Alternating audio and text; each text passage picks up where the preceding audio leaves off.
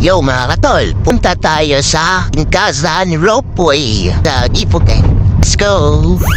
Yo mga katol, malapit na 25 minutes. Dumaan muna kami sa Convini mini stop. Let's go! Ikimasyo!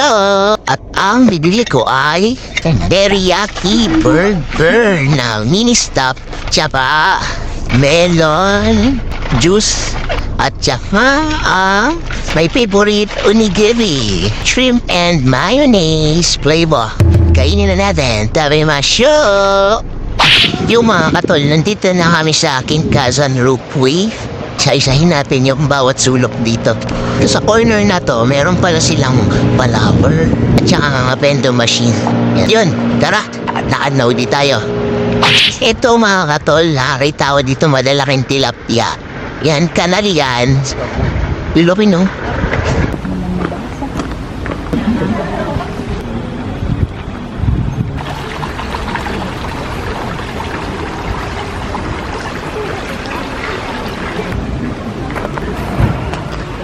Ang start pala ng biyahe ng cable car dito sa King Kazan Ropeway ay mag-start ng 9 a.m. to 8:30 p.m. Yung mga katol, bumibili na si Katolin ng tickets.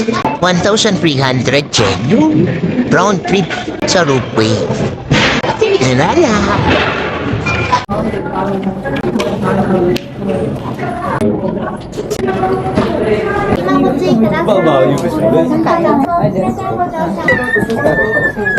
お待たせいたしました。ワイドから男性の姿を見せておりでございます。この塔は大社音魚の途中、この地にあたり城跡屋と呼んでおり、現在この区域に残されております。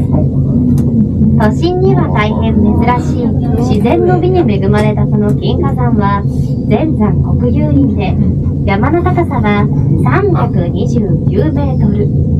険しい断崖をなし、濃尾平野を見下ろしております。また、この山は岐阜県野鳥の森に指定されており、キジ、山鳥など60数種類の野鳥をはじめ、岐阜鳥など1万種類の昆虫が生息しております。植物はおよそ700種類あると言われ、中でも一つ葉、ラネ、不思議などの群落自生は有名です。ありがとうございます。お持ちのお客様はおなくしになりませんよ。ございません。お足元ご注意ください。ありがとうございました。Nakababa na kami sa Ropeway mga katol. Bali, 4 minutes yun. Bakya. Tataas siya. Tapos, punta kami sa Gifu Castle. Dito din sa taas. Ikimasyo. Ayun si Katol ay hindi na makaakyat. Katulayan, okay ka lang?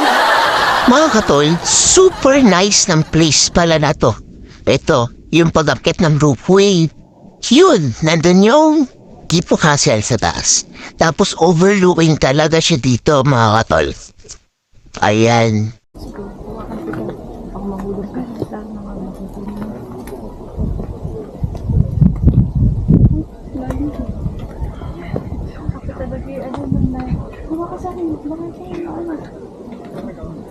Gulong-gulong sa iyo.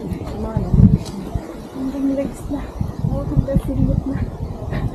Baka may kwento pa dito ko pala yung nagpagulong-gulong na doon. Ay, kaalalim mga katol. Oh, ito malapit na tayo sa katotohanan.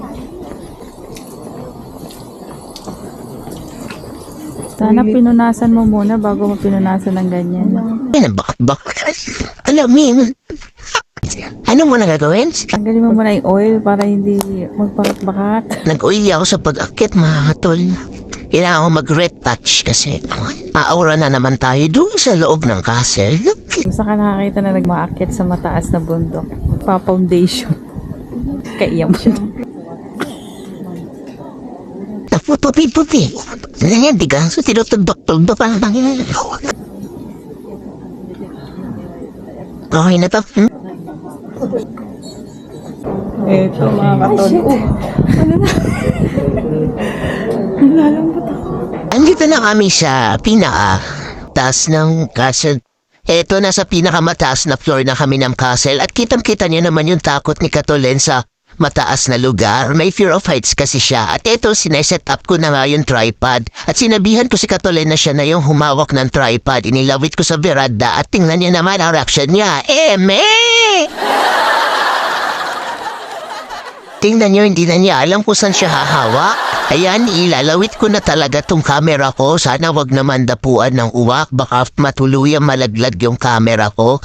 Ayan, nakikita niyo ang view. Napakataas natin mga katol. Ang ganda dito talaga. Worth it yung pag-akyat natin. Ayun, pagkababa nga po namin sa castle, papakain kami ng mga squirrel mga katol. Ito yung mahabang mukhang daga. At isang tao dito ay 400 yen. Binigyan kami ng gloves para in case makagat kami. Ayan, protektado. Bibigyan din kami dyan ng pakain mga katol. Tara, magpakain tayo. At itong nilalagay sa aming mga kamay ang pagkain ng mga squirrel mga katol. Ayun, pagkapasok pakalam namin talaga mga katol. Sinalubong natin kami nitong isang makulit na squirrel. Akala ko kakainin yung dala ko pero hindi pala. Nagpakit lang siya tas tumakbo na. Alam niyo mga katol, may napapansin ako. Parang panis tong binigay na pagkain sa akin kasi hindi kinakain ng mga squirrel. Sa iba pinakain naman. Parang may kakaiba dito sa binigay sa akin ni Manang Hindi talaga nila kainin. Pero sa iba, todo kain sila. Tingnan nyo, tatakbo na. Pag inamoy nila, tatakbo na sila. Hindi na nila kakainin. Pero pag sa iba, talagang tumitigil sila. Ano to, expired na? Ano nito? Ano kayang flavor to? Baka expired na itong binigay sa akin. Ayaw nung sa akin. Pero sa iba pamakain. Baka expired na itong binigay sa akin. Kaya ayun mga katol, sa halip na ako magpakain, ako ang nagutom mga katol. Kaya nagaya na lang ako kay Katol na pumunta na sa restaurant dun sa overview para kami na lang ang kakain. Tara, let's go! Morder na kami niya ng ice cream at saka churros. Ang cute ng churros kaso hindi ko nabidyohan kasi matutunaw na ang ice cream. Ang mga katol, tapos na kami magmerienda. Panoramic view. Get tayo doon.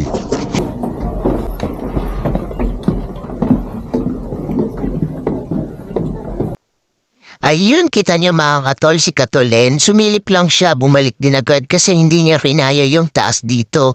Sobrang ganda ng view talaga dito mga katol, nasa top view talaga to. Makikita mo talaga yung mga bundok, mga bahay ang liliit na. As in, ang ganda talaga dito mga katol, bale dito sa view na to, pwede kang umakyat dito until 8:15 p.m. Kaya talagang maabutan mo yung mga light ups dito ng mga nasa baba. Makita mo yung ganda pagkagabi. Pero maganda rin to pagka umaga kasi kitang-kita mo ng maliwanag yung mga bundok. Ayan mga katol, ito lang yung space dito sa taas. Bale, maluwang naman siya. Kaya ma-enjoy mo talaga dito mga katol. Tapos meron pa ditong telescope para makita mo yung madalayong lugar. Ayan. So, bababa na ulit ako at kami ay aalis na rin mga katol. So, ayan, biglang sumilip si Katol, no? Talaga nagtago siya sa dingding, di niya kaya. So, baba na kami mga katol. Eto mga katol, dito na ulit kami sasakay pababa. Ayan, nasa unahan kami ng linya at kaya siguradong dun kami mapapapwesto sa unahan ng cable car. Kaya tuwan-tuwa naman si Katolen kasi nasa unahan daw kami niyan. At tingnan natin magiging reaction niya pag nandun na siya.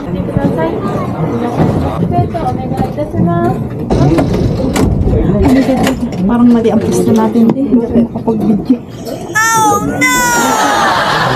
Parang mali ang pista natin. Ano, bali tayo? Hindi, ibig sabihin masyado tayo nasa unahan. Ay, ako, pitas ko. Oh my God, kaya natatakot ako.